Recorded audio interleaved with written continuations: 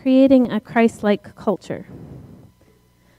So you can notice that I didn't say creating a Christian culture, and that's for a good reason, because unfortunately today there is a Christian culture, and sometimes it's not very Christ-like, to be honest. I'm saddened a lot, and I was saddened yesterday, which is partly why God put this on my heart, is just to look around and see where the Christian culture is today, a large majority of it. I'm not saying all Christians or anything, but a large majority of the Christian culture today.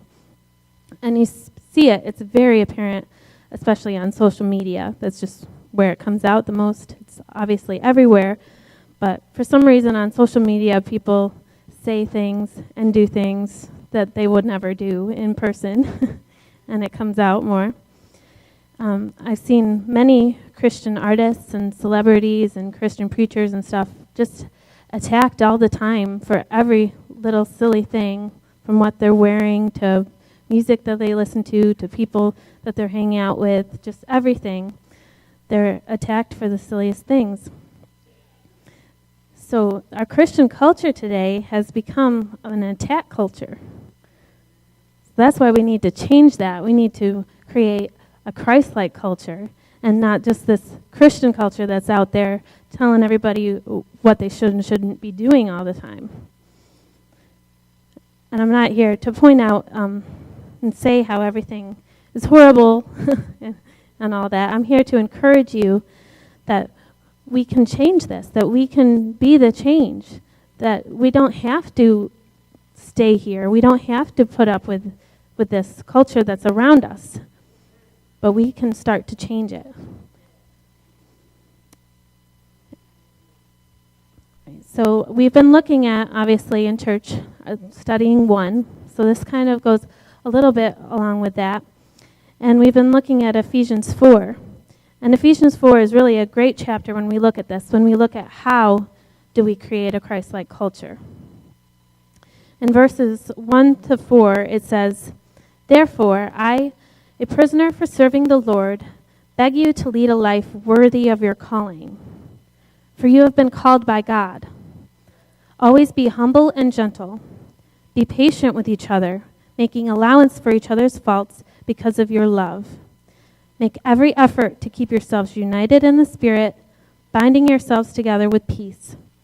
For there is one body and one Spirit, just as you've been called to one glorious hope for the future." So a lot of times we hear that verse, we hear the verse 1 there, live a life worthy of your calling. And notice it's not talking about, in context, it's not talking about a set of rules and regulations. It's not a bunch of do's and don'ts to make sure that you're following and to point out if you feel like everyone else around you is not following. What it's talking about, when it says live a life worthy of the calling you've received, it goes on to say to be humble, be patient, be gentle, make allowance for faults because of love, be united, and be in peace with each other. And if you notice something about these things, they all have to do with how you treat one another. It's not just a behavior modification thing. It's how you treat each other. That's how people are going to see God. That's how people are going to see Christ in you. If you're doing all these things right and following all these Christian rules, but you're not loving each other and not treating each other with grace and humility, then what's that going to prove? The world's not going to see Jesus through that, and the world doesn't see Jesus through the majority of the Christian culture today.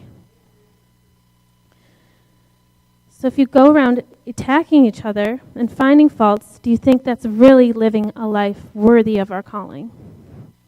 It's absolutely not. And as I look at the world, it seems the world has a better grip on that than we do.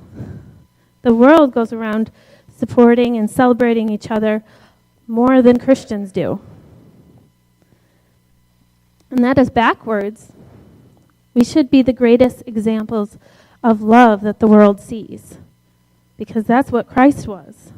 If we want to be Christ-like, then we need to be the greatest examples of love the world sees. We should be constantly building up and encouraging each other. We should be each other's biggest cheerleaders, not each other's biggest critics.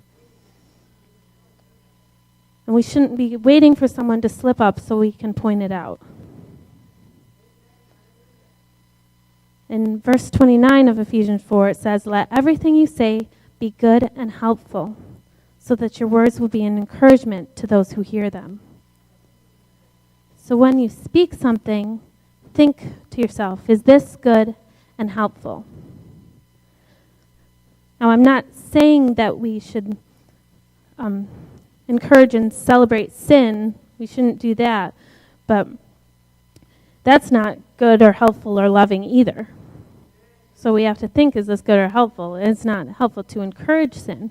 And sometimes we may need to speak to someone something that may be hard to hear. But the difference is the manner and the motive that you're doing that with. Is it spoken in love? Are you going to someone in humility and grace and gentleness? Are you going with a motive to create that peace and that unity that was talked about? Or are you going to point out something is wrong in a critical way? It's all about the manner and the motive that you do it. Too many times we beat each other up with our words instead of building each other up. And finally, in verses 31 and 32 of Ephesians 4, it says, "Get rid of all bitterness, rage, anger, harsh words, and slander, as well as all types of evil behavior. Instead, be kind to each other, tender-hearted, forgiving one another, just as God, through Christ, has forgiven you." So remember that we all need to extend this grace to each other because we're all in desperate need of it ourselves. I saw a quote yesterday by T.D. Jakes, and it said, "If you succeed at loving imperfect people, then it becomes plausible that somebody could love imperfect you." So that hit it. That hit it pretty good there. So let's be that example. Yeah. All right, I can say that again. The T.D. Jakes quote was, "If you succeed at loving imperfect people, then it becomes plausible that somebody could love imperfect you." So we're all in need of it, and we all need to give that to each other and create that Christ-like culture and make it a point not to fault find, but to find the good in one another and be an encouragement to each other. When we're running a race alongside our teammate, when someone falls down, we don't just stand there and point at them and say, how could you do that? How could you fall down? We don't do that. No, we stop, we take them by the hand, we pick them up, and we encourage them to keep going. And they say, let's run this race together. So let's run this race together. We're on the same team.